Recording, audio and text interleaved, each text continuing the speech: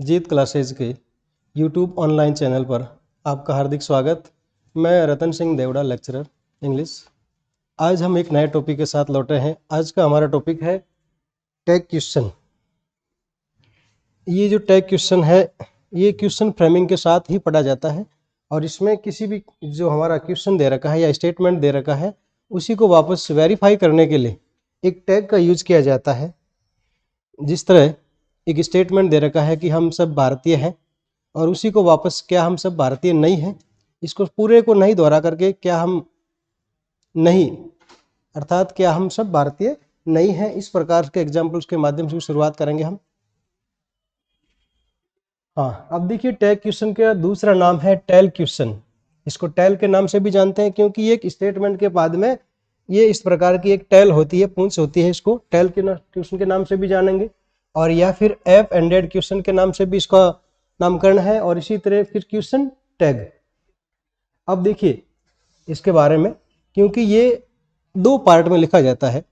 एक तो इसका पार्ट होता है स्टेटमेंट, जिसको बोलते हैं स्टेटमेंट। ये स्टेटमेंट है और इसी स्टेटमेंट की एक टैग बनती है। ये जो टैग है, इस टैग में जो स्टेटमेंट अगर हमारा ये पॉजिटिव है,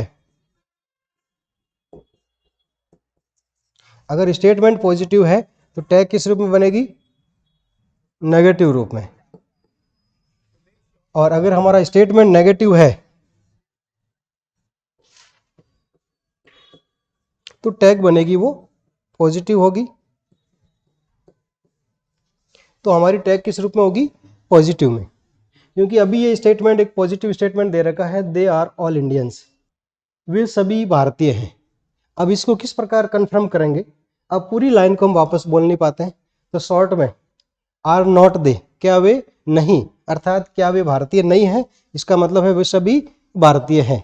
अगर मान लीजिए कभी आपको कोई काम दिया जाता है कि ये आपको काम करना है, इसके पश्चात जो काम देने वाला पूछता है कि आपने सुना है, क्या कहा मैंने इस शॉर्ट में, तो हम समझ जाते हैं कि उसने मुझे क्या कहा था, उससे वो हमारी बात कन्फर्म हो जाती है। ऐसे ही स्टेटमेंट को कन्फर्म करने के लिए हमें एक टैग का सहारा लिया जाता है। वो इस रूप में है कि जिस दो पार्ट होते हैं, एक तो स्टेटमेंट और दूसरा टैग। अब स्टेटमेंट पॉजिटिव है तो टैग नेगेटिव होगी, स्टेटमेंट नेगेटिव है तो टैग पॉजिटिव। अब देखिए ये जो यहाँ जो स्टेटमेंट का जो सब्जेक्ट होता है, ये वापस टैग में रिपीट होता है। अब ये स्टेटमेंट पॉजिटिव है तो ये नेगेटिव हो गया, नॉट लग गया। अगर ये नेगेटिव होता तो यहाँ नॉट का यूज नहीं करते और इसमें जो हेल्पिंग वर्ब होगी, जो टेंस होगा, वही टेंस वापस टैग में लिखा जाएगा। तो अर्थात इस प्रकार ये एक टैग के बारे में अभी जानकारी हमने पढ़ी है। नेक्स्ट देखते हैं एक एग्जाम्पल के माध्यम से। अब देखिए इसमें रूल्स ये है। पहला रूल ये है कि हमारा जो स्टेटमेंट कैसा होना चाहिए। स्टेटमेंट मैंने अभी बताया था आपको कि अगर पॉजिटिव है तो टैग किस रूप में बनेगी? किस रूप में बनेगी टैग? नेगेटिव रूप में। और स्टेटमेंट अगर नेगेटिव है तो टैग पॉजिटिव। ये दो चीज तो सबसे पहले ध्यान रखनी है हमें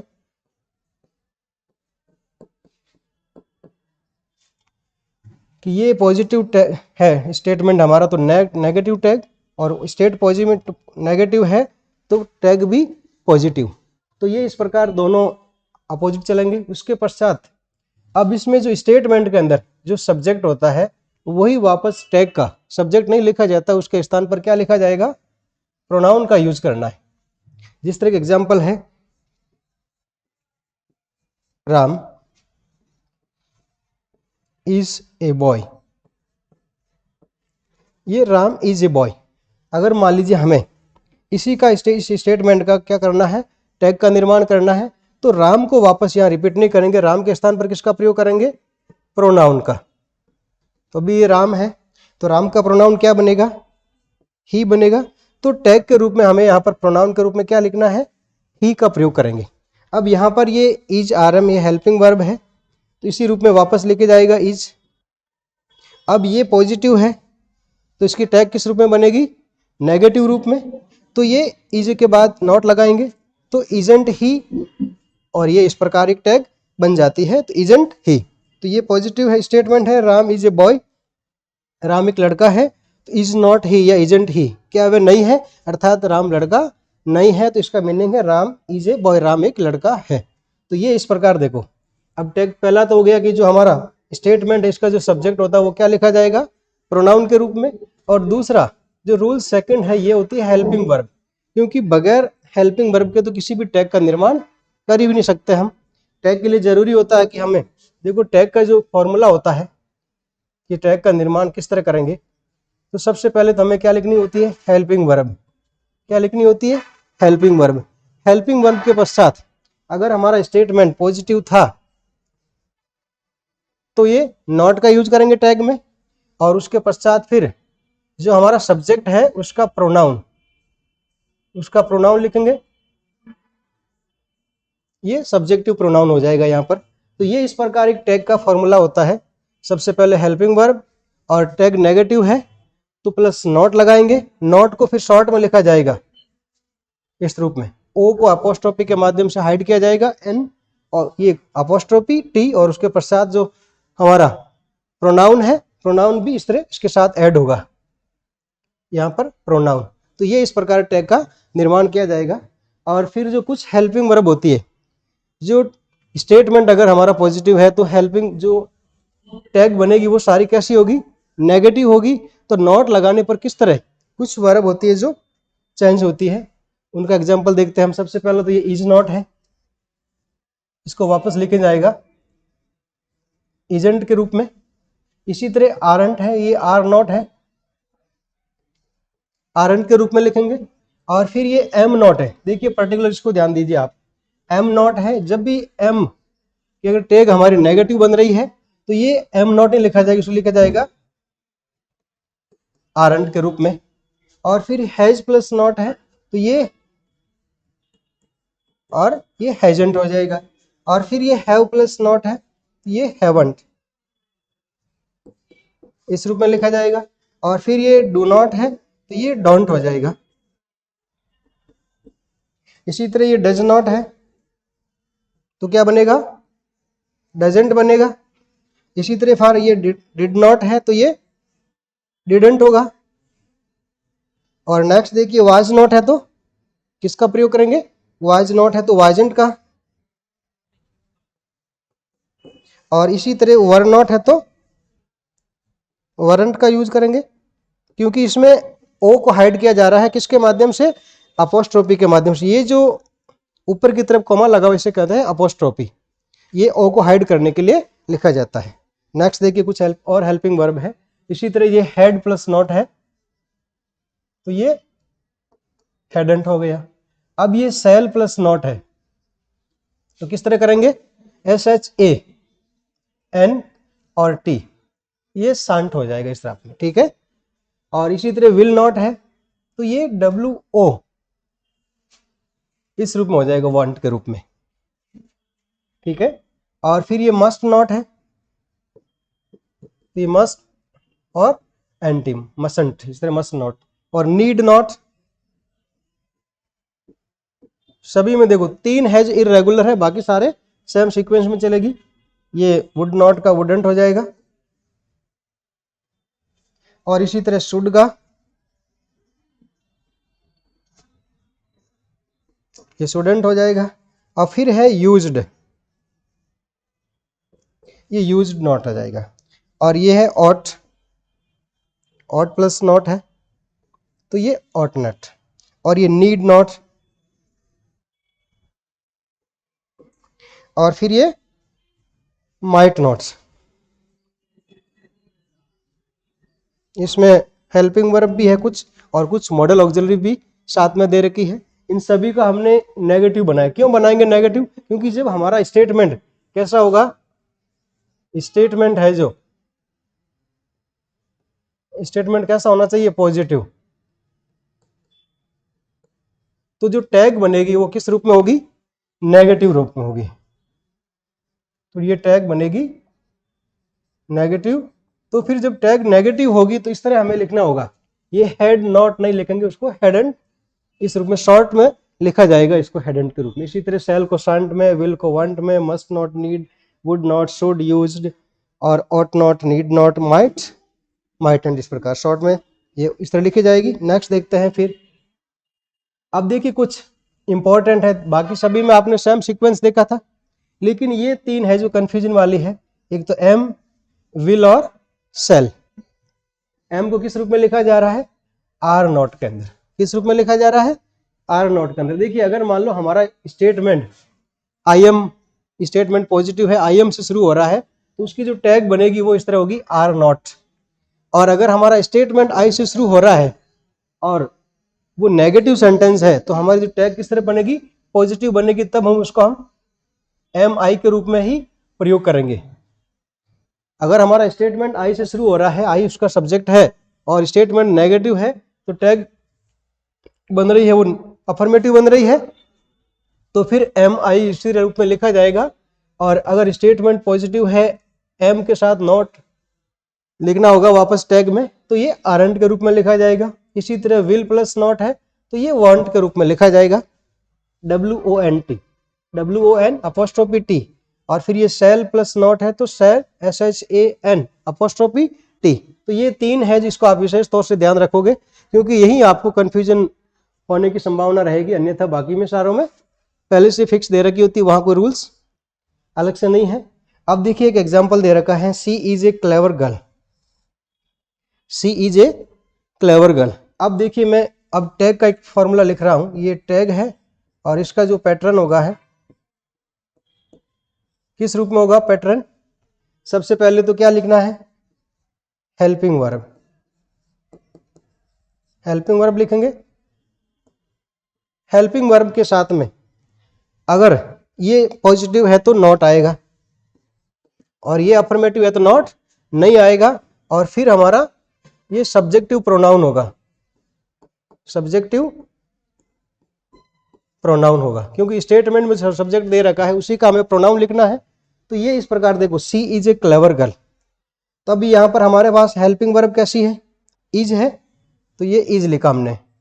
उसके साथ अब ये स्टेटमेंट पॉजिटिव है तो नेगेटिव बनाएंगे, इजंट। अब सी, इजंट सी के बाद क्वेश्चन मार्क चिन्ह। तो सी इज ए क्लेवर गर्ल, वह एक चतुर बालिका है। इसको वापस कंफर्म करने के लिए, वेरीफाई करने के लिए क्या लिखा जा रहा है? एजेंट सी, क्या वे नहीं है, अर्थात क्या वे क्लेवर नहीं है। इसका अर्थ हुआ कि वो क्लेवर है, चतुर है। You are an intelligent boy, तुम एक होशियार लड़के हो। तो यहां पर भी ये भी स्टेटमेंट हमारा पॉजिटिव है, इसकी भी जो टैग बनेगी वो किस रूप में होगी? नेगेटिव रूप में होगी। तो ये इस तरह R T, aren't you, aren't you के रूप में, ठीक है। और तीसरा है I am writing a story. अब देखिए यहां आपको समझने की आवश्यकता है, I am writing a story, यहां पर हमारा प्रोनाउन आई आया हुआ है और हेल्पिंग वर्ब एम है और उसी का टैग क्या बनेगी? नेगेटिव। तो ये एम नॉट नहीं करेंगे, यहां करेंगे आर, आरंट और फिर आई, आरंट आई। समझ में आ गई? तो ये इस तरह है, I am writing a story, तो ये हो जाएगा आरंट आई, क्योंकि एम के साथ में नॉट लगाते हैं तो फिर उसका जो वर्ड परिवर्तित होकर लिखा जाता है आरंट। अगर ये स्टेटमेंट मान लीजिए नेगेटिव है, आई am not writing a story, अगर ये स्टेटमेंट दे रखा है आई am not writing a story, क्योंकि ये उल्टा होता है, जो स्टेटमेंट होता है उसी का अपोजिट लिखना होता है हमें।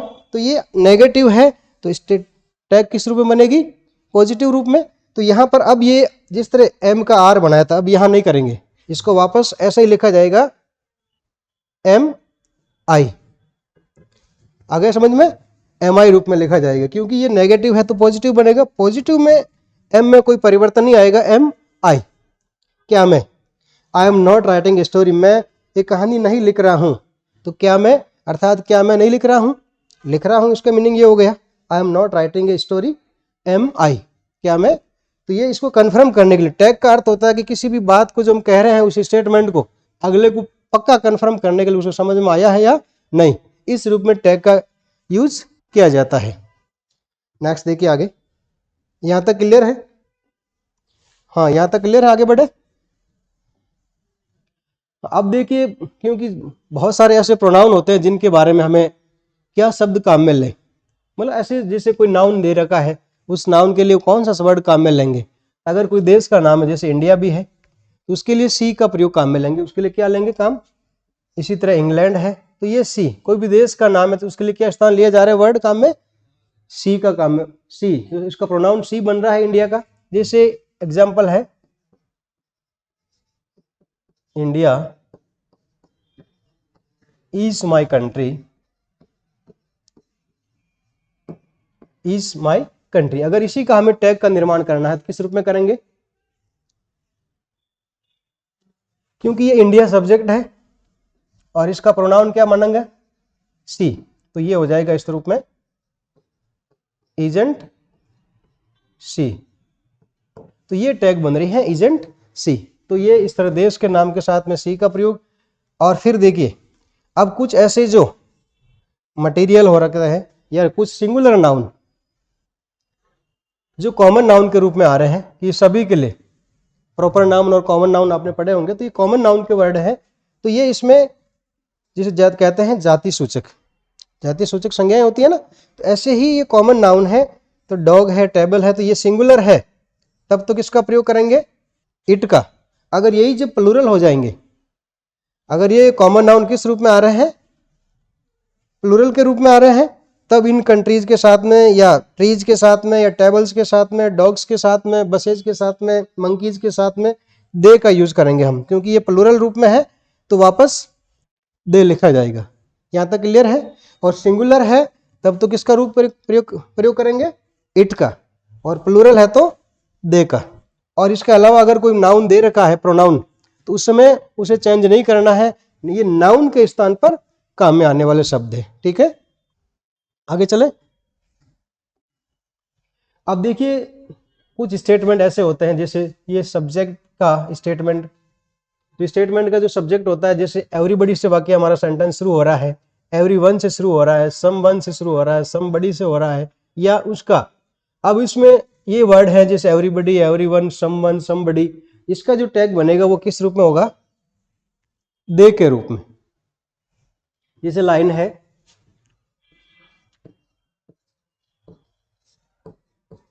everyone wants to speak English. Everyone wants to speak English.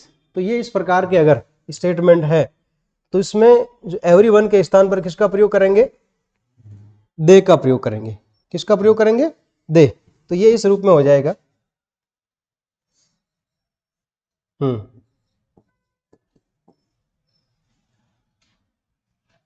ये वांट, इसको वांट मानना है, तो ये डोंट दे, डोंट दे के रूप में। इसी तरह फिर अगर somebody से है तो इसको भी दे में मानेंगे, someone है तो इसको भी दे के रूप में मानेंगे हम। अब देखिए एग्जाम्पल दे रखा है, जैसे स्टेटमेंट का सब्जेक्ट किस रूप में है। अगर मान लीजिए नथिंग दे रखा वर्ड, ये नेवर दे रखा है, नन दे रखा है, नो यूज दे रखा है, फ्यू दे रखा है, लिटिल हार्डली है, लिटिल या हार्डली है, सेल्डम है, रेयरली है, RARELY है ये वर्ड, देखिए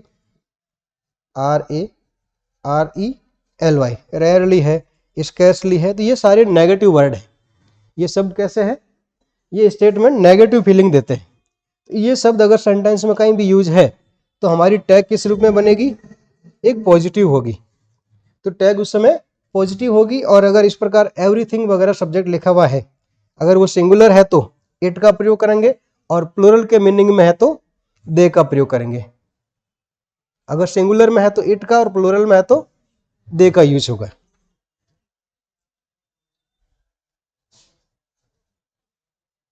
एवरीबडी, एवरीवन, समवन, ये सब दे है में, और इसमें भी सिंगुलर है तो इट और प्लूरल है तो दे। और इसी तरह nothing, never, none, no use, few, little, hardly, seldom, rarely, scarcely, ये सारे इसका नथिंग यानी कुछ नहीं, नेवर यानी कभी नहीं, नन यानी कोई नहीं, नो यूज यानी इसका उपयोग नहीं है, फ्यू यानी इल फ्यू, और लिटिल, ये दोनों डिटरमाइनर्स है और इनका मीनिंग होता है नहीं के बराबर।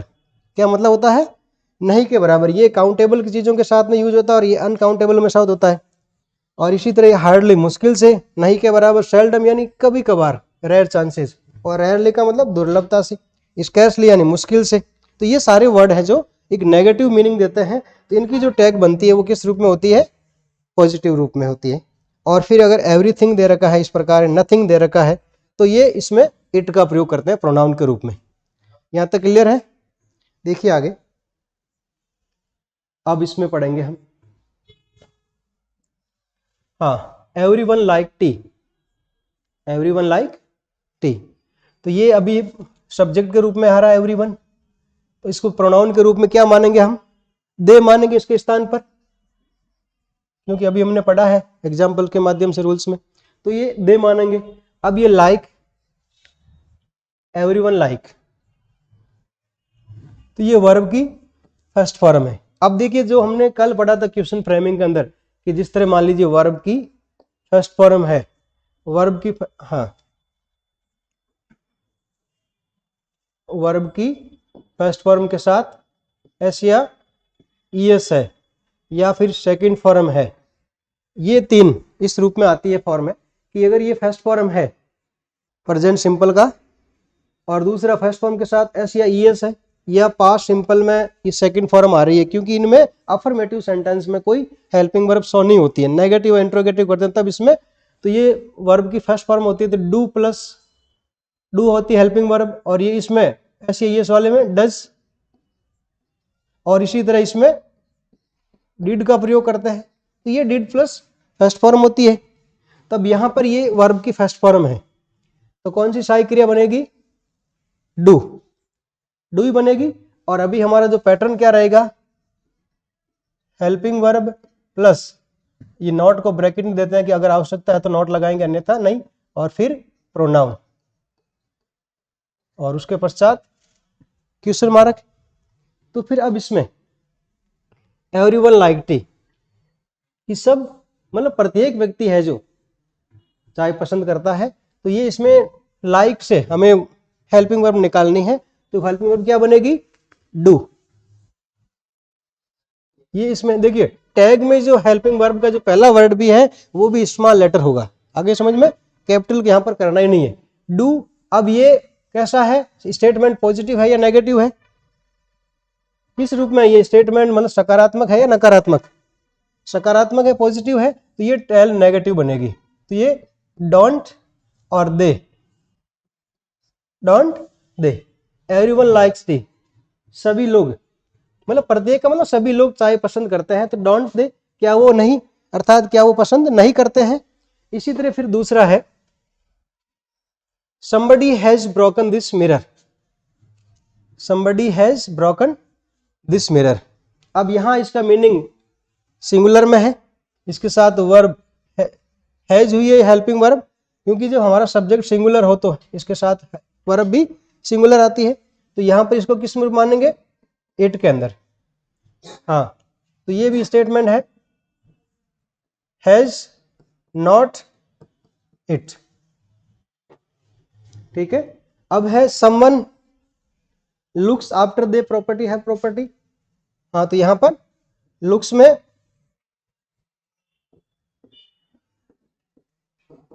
डजंट इट, डजंट इट, ठीक है ना, यहां तक आ रहा समझ में, क्योंकि ये डजंट, क्योंकि इसमें साथ में एस लगा हुआ है, अर्थात ये डज है जो हेल्पिंग वर्ब अपने आप के अंदर छुपाए हुए हैं, तो ये समवन, तो ये डजंट इट। और इसी तरह सी नेवर कम्स एट हियर, कि वो कभी कभार ही, कभी नहीं यहां आता है, सी नेवर कम्स एट हियर, तो ये इस तरह हो जाएगा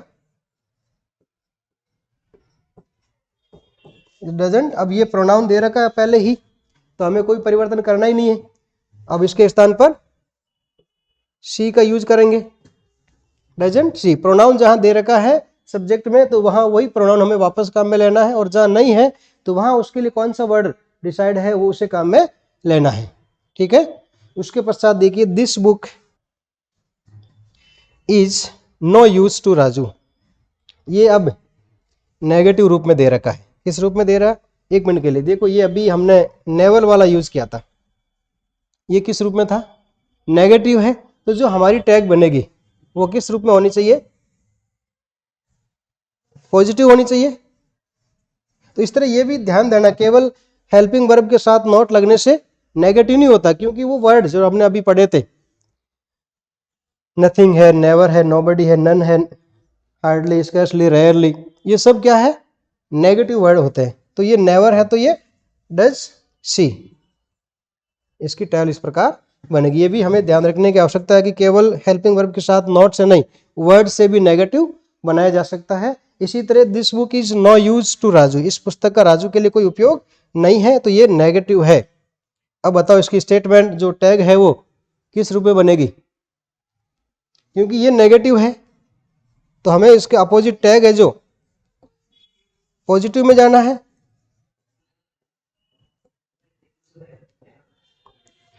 तो फिर ये हो जाएगा इज दिस बुक, तो इज इट, किसका प्रयोग करेंगे, इट का, इज इट। ठीक है, यहां तक क्लियर है ना। ये इसमें ध्यान रखना, क्योंकि नेवर ये इस प्रकार के वर्ड आ जाए जो नेगेटिव, स्कैर्सली है, सेल्डम, नथिंग, नो वन, इस प्रकार के, तो ये सारे नेगेटिव होते हैं, इनकी टैग बनेगी वो पॉजिटिव में होगी। अब देखिए आगे, अब इसके अलावा कुछ इंपेरेटिव सेंटेंस होते हैं। इंपेरेटिव सेंटेंस कैसे होते हैं, ऐसे वाक्य जो वर्ब की फर्स्ट फॉर्म से शुरू होते हैं। किससे शुरू होते हैं, वर्ब की फर्स्ट फॉर्म से शुरू होते हैं, और उनमें ऑर्डर का फीलिंग होती है, रिक्वेस्ट होती है, एडवाइज होती है, और फॉरवर्ड, मना के फीलिंग्स होती है। इस प्रकार के अर्थ उनके बनते हैं कि वो तो आदेश दे रहा है, सुझाव दे रहा है, मना कर रहा है, सलाह दे रहा है। तो इस प्रकार के जो सेंटेंस कहलाते हैं वो इंपेरेटिव होते हैं, और ये वर्ब की फर्स्ट फॉर्म से, प्लस ये इसमें डू नॉट से, नेगेटिव में डू नॉट से, फिर ये रिक्वेस्ट में जो प्लीज या काइंडली से शुरू होंगे। ये इंपेरेटिव तीन प्रकार से शुरू होते हैं। तो डू मतलब ये वर्ब की फर्स्ट फॉर्म से, डू नॉट से, और प्लीज या काइंडली से। एक होता है लेट से, लेट के द्वारा भी इंपेरेटिव का प्रयोग किया जाता है। तो अब देखिए इंपेरेटिव में जो सेंटेंस है, क्योंकि इसमें यू है ना, लिखा हुआ नहीं होता है, लेकिन इंपेरेटिव में यू क्या होता है, हाइड होता है, खड़े हो जाओ। अब किससे कहा जा रहा है कि स्टैंड अप, कोई है व्यक्ति जिसे ही कहा जा रहा है, सेकंड पर्सन वह है, उसे इसलिए कहा जा रहा है कि खड़े हो जाओ, stand up, sit down, calm down, इस प्रकार से। ठीक है ना। तो यहाँ यू है जो एक हिडन सब्जेक्ट के रूप में होता है। तो यहाँ अब इंपेरेटिव सेंटेंस में जो टैग बनेगी, अभी तक हमने क्या करा था कि हमारा स्टेटमेंट के अकॉर्डिंग हमें टैग का उपयोग किया था कि वो स्टेटमेंट पॉजिटिव है तो टैग नेगेटिव, स्टेटमेंट नेगेटिव है तो पॉज नेगेटिव। लेकिन फिर यहाँ अब इंपेरेटिव सेंटेंस में हमारी जो टैग बनेगी वो पॉजिटिव हो या नेगेटिव, दोनों बन सकती है, दोनों हो सकती है। जिस तरह ये विल यू भी, क्योंकि इसमें यू हिडन होता है, इसको वापस टैग के रूप में विल यू लिखा जाएगा, और जब नेगेटिव टैग बनाएंगे तो वांट यू, विल यू को वापस लिखेंगे वांट यू। ऐसे ही अब ये तो ध्यान देना कि जब हमारा स्टेटमेंट पॉजिटिव हो तब टैग बनेगी वो विल यू या विल नॉट यू। जिस तरह ये मान लो एग्जाम्पल ये नेगेटिव का दे रखा है, एक एग्जाम्पल लेते हैं पॉजिटिव का।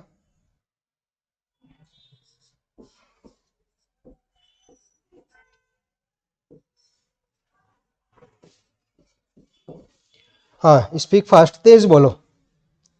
ये इंपेरेटिव सेंटेंस है, किससे शुरू हो रहा है, वर्ब की फर्स्ट फॉर्म से।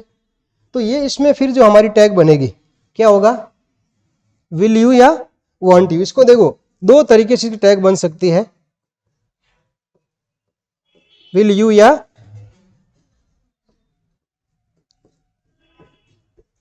वांट यू, और इसमें क्वेश्चन मार्क का चिन्ह लगाना है लास्ट में, क्वेश्चन मार्क। तो देखिए स्पीक फास्ट ये एक इंपेरेटिव सेंटेंस है, इसकी जो टैग है यहाँ पर अब रूल्स है जो इस अफर्मेटिव में बोलना होगा कि हमें दोनों, अगर आपने ये विल यू कर दिया है या वांट यू किया, दोनों सही है, इसमें एक कंपल्सरी फिक्स नहीं है। लेकिन अगर ये स्टेटमेंट कैसा था, पॉजिटिव था, कैसा था, पॉजिटिव। लेकिन अगर इंपेरेटिव स्टेटमेंट है जो नेगेटिव स्टेटमेंट है, नेगेटिव कैसा है, स्टेटमेंट हमारा नेगेटिव है, तो फिर क्या बनेगी टैल, कैसी होगी, पॉजिटिव ही बनानी है। अगर स्टेटमेंट पॉजिटिव है तब तो टेल हमारी पॉजिटिव या नेगेटिव दोनों बन सकती है, लेकिन अगर स्टेटमेंट अगर नेगेटिव है तो टेल हमेशा कैसी बनेगी? पॉजिटिव ही बनेगी। तो अब देखिए do not make a noise, अब इसको बनाओ किस तरह बनेगा। अब हमें देखो यहाँ हेल्पिंग वर्ब दे रखी है डू, क्या हम इसी को वापस यूज करेंगे या विल का प्रयोग करेंगे? विल का प्रयोग करना है। यहां भले ही दे रखे हो लेकिन हमें किसका प्रयोग करना है? विल का। तो ये हो जाएगा विल यू। क्या हो जाएगा? Will you. ठीक है ना, क्योंकि अभी हमने पढ़ा था कि जहां वर्ब की फर्स्ट फॉर्म होती है उससे हमें डू है जो हेल्पिंग वर्ब लेनी होती है वहां से। तो यहाँ ये डू नॉट मेक दिखा हुआ है तो यहाँ डू आया हुआ है, लेकिन हमें इसमें इंपेरेटिव सेंटेंस में रूल्स है कि कोई भी सेंटेंस है अफर्मेटिव हो, नेगेटिव हो या प्लीज से शुरू हो रहा हो, किससे भी काइंडली से हो या लेट से हो, हमें उसके लिए विल यू ही टैग काम में लेना है। ठीक है ना। अब देखिए आगे एक और एग्जांपल है नेगेटिव का, please do not disturb her. अब देखिए टैग बनाते समय हमारे पास ये प्लीज लिखा हुआ है या काइंडली लिखा हुआ है या डू नॉट है, इससे कोई फर्क नहीं पड़ रहा है। हमें अगर ये देखना है कि ये नेगेटिव है या नहीं है, तो ये नेगेटिव है तो हमारी टैग कैसी बनेगी? Positive, will you. अगर ये अफर्मेटिव होता स्टेटमेंट तो टैग कैसी बनो, चाहे नेगेटिव बनो या पॉजिटिव बनो। ठीक है, जैसे ये एग्जांपल दे रखा है स्पीक फास्ट में विल यू भी है और वांट यू भी है। यहां तक क्लियर है? नेक्स्ट देखते हैं आगे। हाँ, अब जैसे लेट से, अब देखिए लेट्स ये क्या है बताओ, किस रूप में लिखा जाएगा ये? इसको अगर इसको खोलेंगे तो ये हो जाएगा लेट अस। लेट्स हो गया। तो ये अगर सब्जेक्ट के रूप में दे रखा किसी वाक्य में तो उस समय हमें टैग किस रूप में काम में लेनी है? सेल वी के रूप में काम में लेनी है। किस रूप में काम में लेंगे? सेल वी, क्योंकि ये अस किससे बना बता सकते हो आप? अस ये किसका ऑब्जेक्टिव है? वी आवर अस, ये सब्जेक्टिव है और ये इसी का ऑब्जेक्ट है। क्या है? ऑब्जेक्ट। इसी को वापस हमें प्रोनाउन जो, क्योंकि हमारी जो टेल बनेगी, टेल का जो प्रोनाउन होगा वो कैसा होगा? सब्जेक्टिव प्रोनाउन होगा। किस रूप में होगा? सब्जेक्टिव रूप में। तो अस का सब्जेक्टिव क्या बनेगा? वी।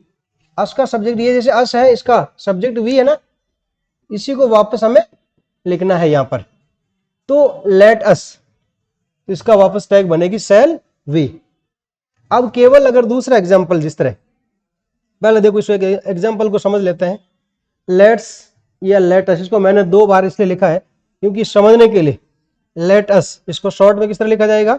लेट्स। इसमें यू को हाइड किया हुआ, उसके स्थान पर किसका यूज किया हुआ है? अपोस्ट्रोफी का यूज किया हुआ। जो ये ऊपर चिन्ह लगा रहा है आपको दिख रहा है, कोमा का उल्टा चिन्ह, तो ये अपोस्ट्रोफी कहलाता है। तो लेट्स फ्लाई काइट्स। अब इसी के हमें टैग का निर्माण करना है। तो ये किस रूप में है? अभी अफर्मेटिव है तो इसका नेगेटिव भी बन सकती है और पॉजिटिव भी बन सकती है। तो ये लेट्स फ्लाई, तो ये हो जाएगा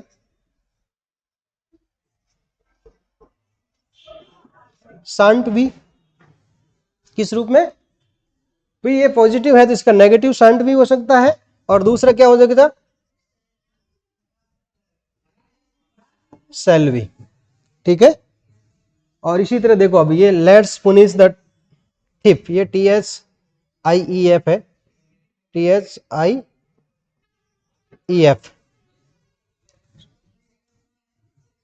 लेट्स पुनिश द थिफ इस रूप में है। तो ये लेट अस है। इसी तरह वापस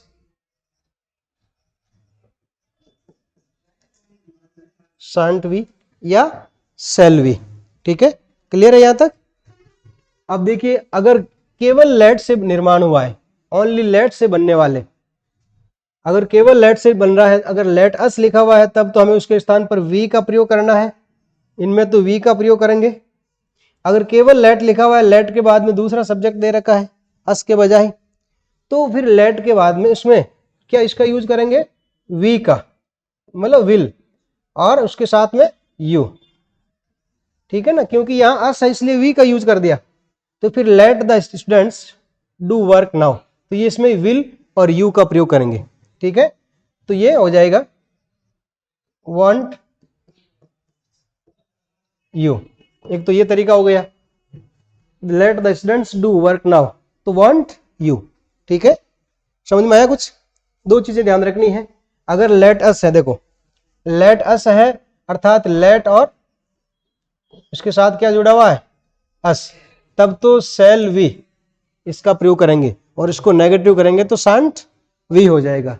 और केवल लेट दे रखा है, लेट के बाद में दूसरा सब्जेक्ट के रूप में दे रखा है, एस लिखा हुआ नहीं है, जैसे लेट हिम दे दिया है और कुछ दे दिया है, तो उस समय विल और यू का प्रयोग करना है। समझ में आ गई? तो लेटस, लेट्स काइट्स और लेटस पुनिस, तो इसमें हो जाएगा शांत वी और शांत वी और शांत शेल वी। अब देखिए आगे जो एग्जांपल है, यूज्ड टू, यूज्ड टू। अब ये एक यूज टू है जो शब्द, यूज टू किसी भी घटना को हम नियमित रूप से करते थे, मैं बाजार जाया करता था, इस प्रकार का सेंटेंस है, तो उस समय इस जो एक पास्ट की घटना रेगुलर हुआ करती थी उसके लिए यूज टू का प्रयोग होता है। अब इसमें क्योंकि ये ओल्ड फैशन का वर्ड होगा, इसके स्थान पर किसका प्रयोग किया जा रहा है, डिडंट का। क्योंकि अगर मान इसको पढ़े तो ऐसे भी ये सेकंड फॉर्म है यूज्ड, यूज की, इसको जो फ्री करें तो हाँ, तो डिड बनेगा हेल्पिंग वर्ब, तो ये इस तरह डिडंट हो गया। अब देखिए आगे लिखा हुआ है, she used to get up early in the morning, वह सुबह जल्दी उठा करता था, उसकी आदत थी उठने की, सुबह जल्दी उठा करता था। तो ये इस प्रकार, ये अफर्मेटिव है अभी स्टेटमेंट हमारा, तो टैग नेगेटिव बनेगी, तो ये इस प्रकार हो जाएगा डिडंट। अब इसमें कौन है, सी है, डिडंट सी, उठा करती थी, तो ये डिडंट सी का प्रयोग करेंगे। अगर यहाँ ही होता तो ही लिखते, दे होता तो दे लिखा जाता, जो भी यहाँ सब्जेक्ट में होता है उसको वापस उसी रूप में लिखा जाएगा। केवल हमें ये देखना है कि यहाँ पर यूज टू है तो उसका एक तरीका और भी है,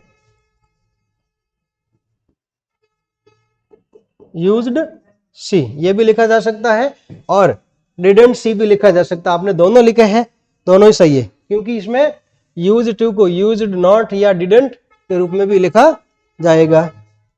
अब आगे है Monu use to walk in the morning, Monu use to walk in the morning इस रूप में है, तो यहां पर भी यूज टू है और ये स्टेटमेंट कैसा है, पॉजिटिव है, तो टैग नेगेटिव बनेगी। अब इस रूप में देखिए यूज टू है तो क्या हो जाएगा,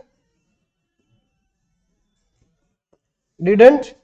अब मोनू है, अगर इसको ही मानते हैं तो ही लिखेंगे, अगर इसको सी नाम दे रखा किसी मोनू का, लड़की का है मोनू, उसको मतलब डिडंट सी। और इसमें फिर यूज एक तो तरीका है यूज्ड और नॉट ही या सी।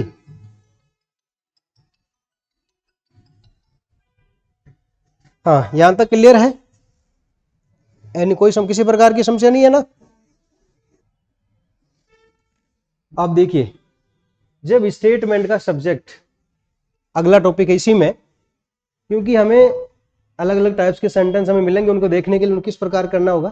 तो जब स्टेटमेंट का subject all of us, some of us, none of us, one of us, most of us, क्योंकि ये अस इसके साथ हम में से सभी, हम में से कुछ, हम में से कोई भी नहीं, और हम में से वह एक, और हम में से अधिकतर, किसमें से, हम में से आ रहा है, अस से, तो अस का वापस प्रोनाउन इन केस क्या बनेगा, वी।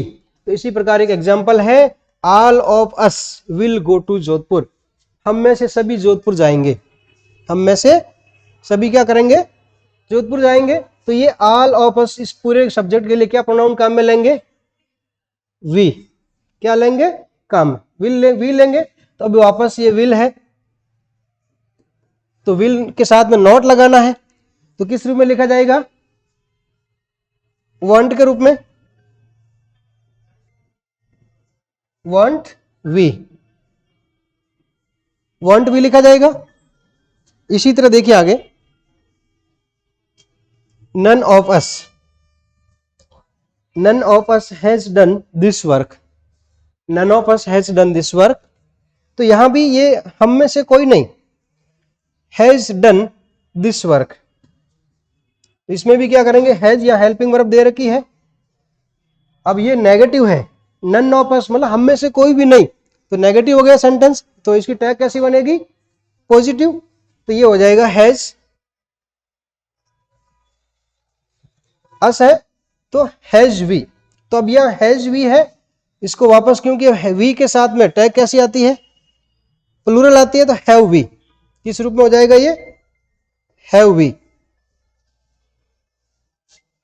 Have we. ठीक है। अब देखिए इसी तरह आगे कुछ एग्जाम्पल और टाइप से लिखे हुए, जैसे ऑल ऑफ यू इस प्रकार का दे रखा है, तुम में से सभी। हाँ, all of you want to play chess. All of you want to play chess, तुम में से सभी है जो शतरंज खेलना चाहते हैं। तो ये ऑल ऑफ यू है, तो इसमें कौन सा प्रोनाउन बनेगा इसके स्थान पर? ऑल ऑफ यू में यह अस लिखा तब तो वी लिखा यू ने, अब यहां यू है तो इसका प्रोनाउन भी क्या होगा? यू।